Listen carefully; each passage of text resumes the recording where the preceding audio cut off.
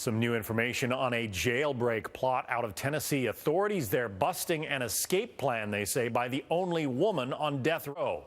Now, two men, including a former prison guard, are behind bars. Anna Koyman is live in our New York City newsroom with an update on this case. Anna? John, Krista Pike has a reputation of seducing men into helping her, from the heinous 1995 murder she is locked up for currently, all the way up until this recent escape plot.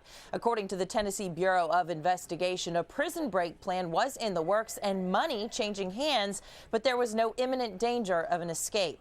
36-year-old Pike remains behind bars, and two men, a former correctional officer at the Tennessee Prison for Women, 22-year-old Justin Hefland, and a frequent male guest of Pike's, 34-year-old Donald Cahoot, are charged with bribery and conspiracy to commit escape. Pike was sentenced to death in 1996 for the slaying of a fellow vocational school student, 18-year-old Colleen Slemmer, who had apparently been in a love triangle with Pike and her then-boyfriend, Tadrill Shipp. Shipp and Pike stabbed, beat, and slashed Slemmer's neck and carved a pentagram into her chest. And after bashing in her skull, investigators claim Pike took a piece of Slemmer's skull as a souvenir. In a 1998 Fox interview, the victim's stepfather showed no mercy for Pike. I want her to fry, and I want to be there. And if they give me the opportunity to pull the switch, I would gladly do it. And I won't even think twice about it. In that same Fox documentary, Pike said she was terrified of being put to death. I cannot pinpoint where I went off track and things just start falling apart. How my life has ended up like this, I still don't understand that at all. Krista Pike remains on death row awaiting an execution date. And this is wild, too. Back in 2004, Pike was convicted of attempted first-degree murder for nearly choking a fellow female inmate to death with a shoestring. John, back to you. Anna Koyman, what a story. Anna, thank you. For more on this case and the charges that Pike's alleged accomplices might be facing, let's bring in the legal panel. Jason Friedman is a former prosecutor.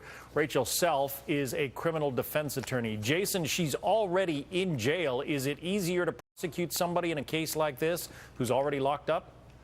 I don't think the focus of the prosecution is really going to be on her, but it's rather obviously the men that she's enlisted their help to try to break free of, in jail. I think they have a very uphill battle. I mean, obviously the defense of this case is going to be that it was just rhetoric, these guys were just talking, and, what's really the realistic possibility of being able to break somebody out who's a death row inmate. But Rachel, as Susan said, as Anna Koyman said in that report, this woman seems to have a real ability to persuade men to do what she wants to do.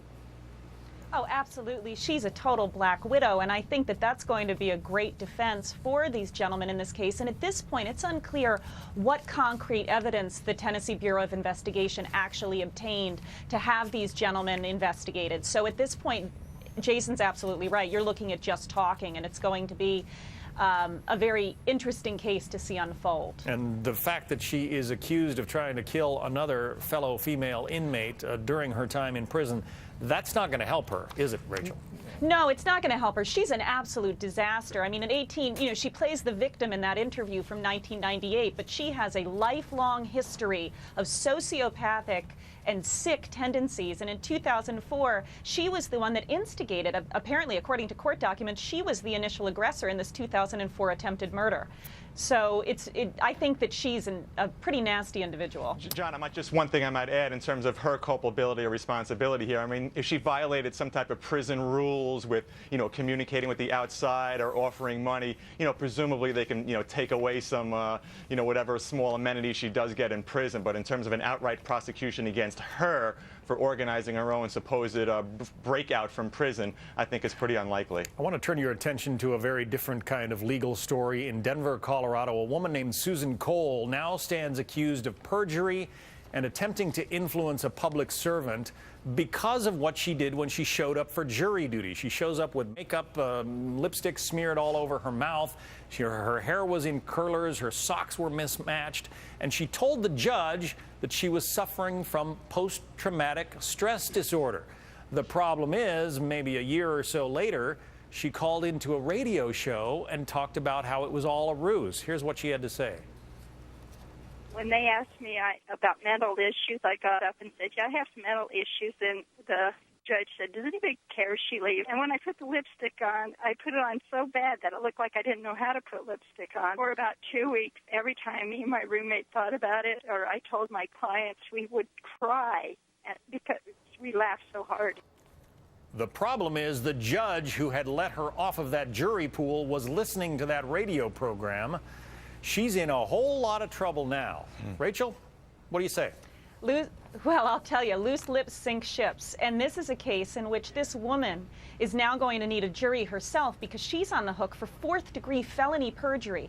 But the issue here is that it's neither just nor fair to charge what apparently appears to be a pretty disturbed woman, because there's a lot more to this story, with felony perjury when a misdemeanor perjury charge would be just fine. And I think that the person most guilty here is perhaps somebody in a position of power who had their ego bruised, that somebody might have presented something to them that they then believed. This woman never necessarily lied to the tribunal. She simply presented a picture that they then went, wait a second, we think this woman's crazy. And as a defense lawyer, I wouldn't want someone on my jury who doesn't want to be there. It serves neither justice nor my client. All right, but Jason, you know, to call up and laugh about it and talk about how you mocked the legal system and really all of society, that's pretty appalling. I think so. And whether she's charged with a felony or a misdemeanor, I don't think that ultimately makes a big difference. I think it's clear, though, that the prosecutors here want to send a message, and that is you cannot lie to get out of jury duty. Our whole system of justice relies on the jury system, and without it, our whole system is going to fall apart. She's making a mockery of the whole jury system, and the prosecutor has to send a very strong message that you cannot lie to get out of jury duty. Nobody really, enjoys getting that jury summons, and people usually would rather not serve. But the bottom line is it's your civic duty to do so. And when you're answering questions put to you from a judge in a court of law, you have a responsibility to answer honestly. And if you are caught lying, you're going to face the penalties. It's the right thing to do. Yeah, mocking, too, some of our brave troops who really do come home with post-traumatic stress disorder. Jason Friedman, Rachel Self, thank you both. Thank you. Thank you.